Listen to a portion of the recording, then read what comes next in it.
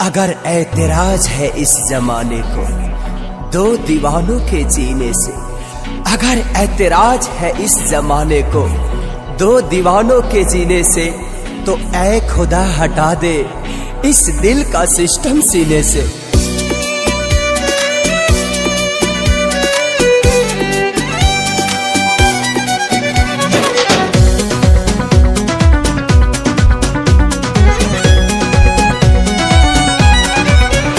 दुश्मन दुश्मन बनल जमाना, कैसे जिगी दीवाना। दुश्मन बनल जमाना, कैसे जिगी दीवाना। अपना भइल बेगाना हो, अपना भइल बेगाना, कैसे जिगी दीवाना। दुश्मन बनल जमाना, कैसे जिगी दीवाना।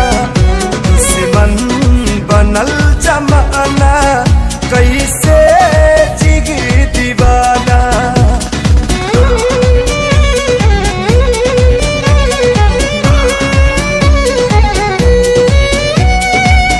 अगर गम मोहब्बत पे हावी ना होता, तो खुदा की कसम मैं शराबी ना होता।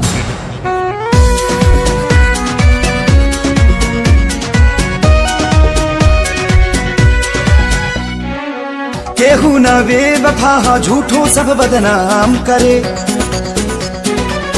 समय के चोट पर मरहम ना कोनो काम करे।